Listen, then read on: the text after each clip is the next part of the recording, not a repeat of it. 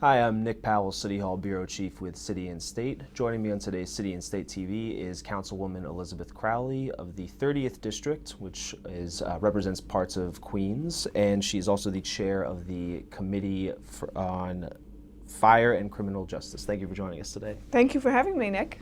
So we're here to talk about, in part, New York City's controversial 911 unified call taker system. So for those that don't know, there were a series of news reports last month that showed that communication problems with the system led to an increase in emergency response times. So I guess if you could just take us a little bit through some of these instances and give us a kind of a brief overview of the UCT system and what it actually is. About 10 years ago, Mayor Bloomberg embarked on fixing the 911 system. Because when the system was overloaded with a big emergency, such as the blackout or September 11th, the system would crash and not take calls at high volume. That was a problem, and he felt like if he was able to do changes and bring the system to, upgrade technology to modern day, because some of the systems are over 30 years old, that it would be a better, more reliable system. Mm-hmm. So it was a noble project to take on. It's just that the project spiraled out of control. And about halfway into the project, about 5 years ago in 2009, Bloomberg implemented the unified call-taking system, which is part of the overall emergency call-taking process. But it's been plagued with problems for the past 5 years. So it's nothing new. If reports have emerged over the past couple of months, there's been incidents. There have been countless incidents over the past 5 years that could have been avoided if we did not rely on this unified call-taking system. And one of those instances I understand was the Metro North derailment, right? I guess the emergency response time was longer than it should have been in that particular case. Yeah, there are a number of incidents. The Metro North one was highlighted recently. Mm-hmm. It's hard to know what difference a few minutes would have made. But if you're in a life-death situation and you're in an emergency, every second counts. Right. Now, you've called for, as kind of a solution, for the original dispatcher to first determine the type of emergency and then direct it to the appropriate department. And you think this would, I guess, cut some of the lag in response time? Sure. Now, that's the 911 operator. Okay. Who has a very difficult job. And all our dispatchers, whether they're emergency medical dispatchers or fire dispatchers, they all have equally difficult jobs. And also our first responders. So when a call is not processed correctly or is delayed, it makes the job of the emergency responder all that much harder, because they're getting to an incident a few minutes later than they could have. Right. And so if it's a fire, they grow out of control within minutes, and it becomes much more of a dangerous fire to fight. If it's an emergency medical need, every minute counts. So the likelihood of you getting to somebody in cardiac arrest at 5 minutes versus 9 minutes, there's less likely at 9 minutes that person's still going to be alive. Right. But unfortunately today, 9 minutes is the average for medical emergencies. And what should it be? I mean, what's like for a smoothly operating 911 system, what's an appropriate response? It should be under 6 minutes. Under 6 minutes. And the Bloomberg administration led New Yorkers to believe that it was within that range, except they were not counting that call processing time. Right. So I didn't entirely answer your question earlier about how it would change when the 911 call comes in. But what we've been able to see is that on average, it takes about 2 minutes to process the call from a 911 call taker before they deliver it on to a fire dispatcher or a medical emergency dispatcher.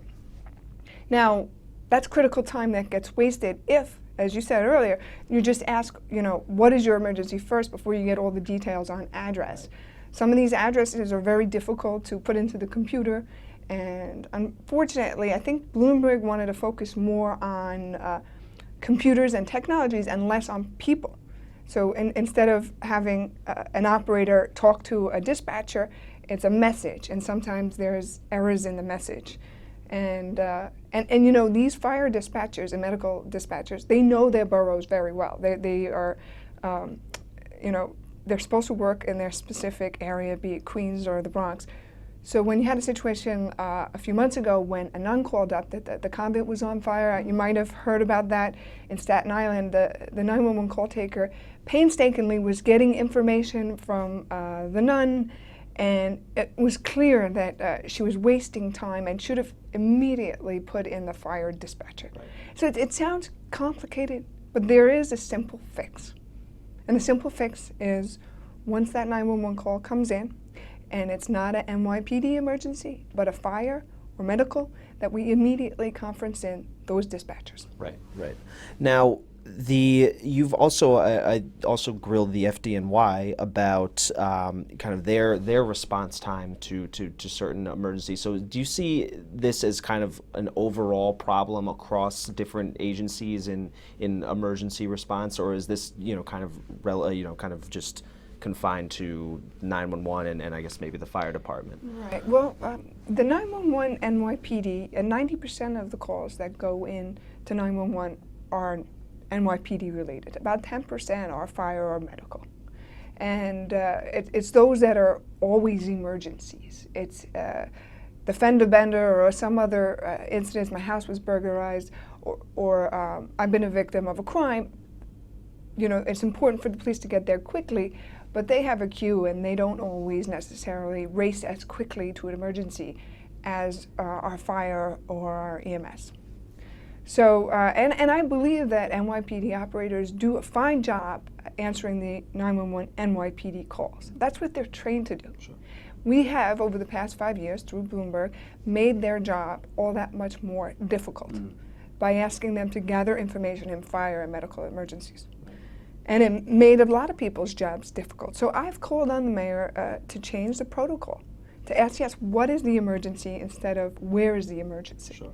And they also gather other information, like, oh, it's a fire, what kind of fire, how big is it? If you listen to some of these calls, you'd be like a little disturbed and be like, why are you wasting time? Quickly conference in a fire dispatcher.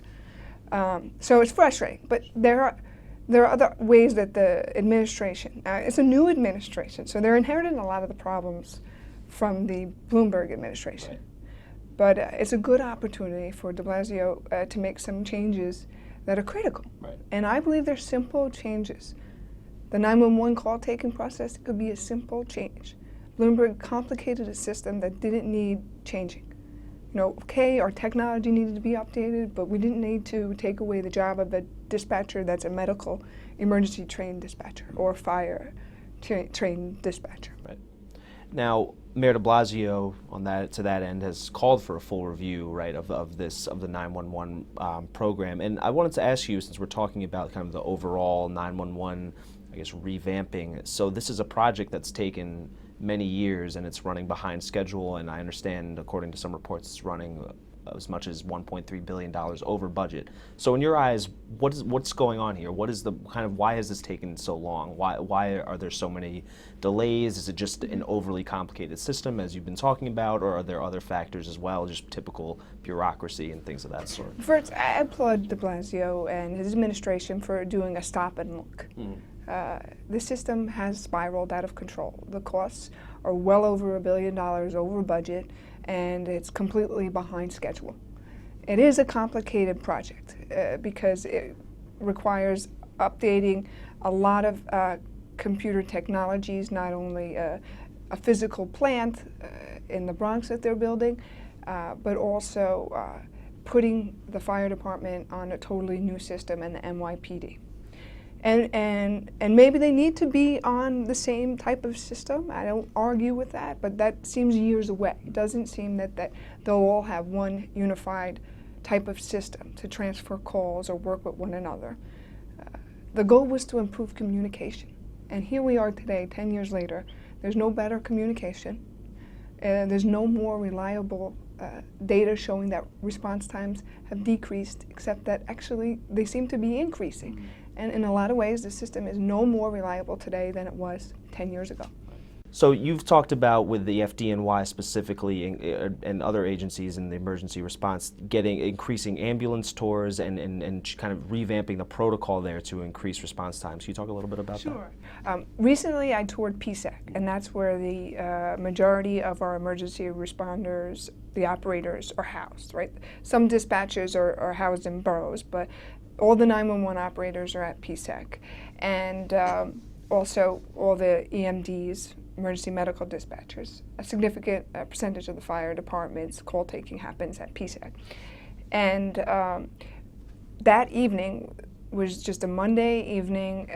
There was nothing happening weather-wise that would cause for a need for a greater ambulance response. The availability was 33% for an ambulance in the city. That means that in 2 out of 3 locations, they were not there ready to be dispatched because they were busy, because we're spread thin. There aren't enough ambulances. And that's one of the reasons the fire department does not dispatch ambulance to these emergencies that are fire. You had the situation in Far Rockaway where there was a delay.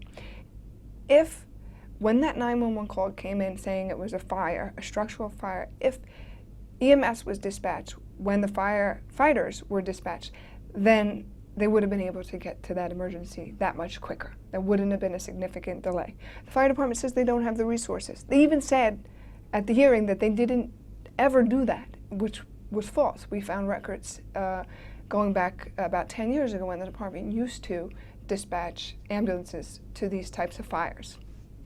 Now, this week you also have, just shifting gears a little bit, a hearing on jail violence, I understand. So can you just give us maybe a preview of what you're going to be discussing? This is an oversight hearing, so I imagine the Department of Corrections will be involved. So, but is this jail violence, is this an issue that's really exploded over the last few years? Yes. You know, I chair the Criminal Justice Committee along with the Fire Committee, and part of the responsibility is oversight over Department of Correction. There are roughly 11,000 inmates that are temporarily on Rikers Island. Some of them are awaiting adjudication. Some of them have been sentenced to under a year. In New York City, if you're sentenced to greater than a year, you're resident, you go up to state prison.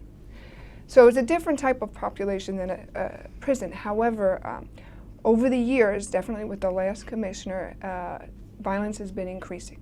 Each year we've had hearings, and we've pressed the department to hire more officers, to give them the training. Their spending is out of control. Also, the overtime budget is greater than 17% of their overall budget.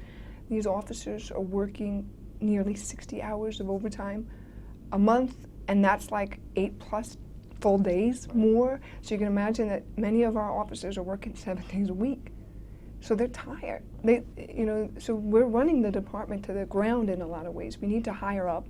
We need to make sure they're training properly. They're being trained properly because they're dealing with a population. Some of them are very violent, and a significant number have been diagnosed with mental illness. And because of HIPAA laws, one is protected if they're diagnosed with a mental illness, as they should be, except that an officer doesn't know to treat them any differently. And our officers really don't have enough training to deal with the population as it relates to mental illness. So we're finding that it's difficult. It was certainly difficult for the last administration to deliver the custody and care and control that is needed on the island and that is expected from supervisors. And we're calling, really taking a close look. And through this hearing, we're trying to find out how we could work together to improve Rikers Island. Great. Councilwoman Elizabeth Crowley of Queens, thank you for joining us today. Sure.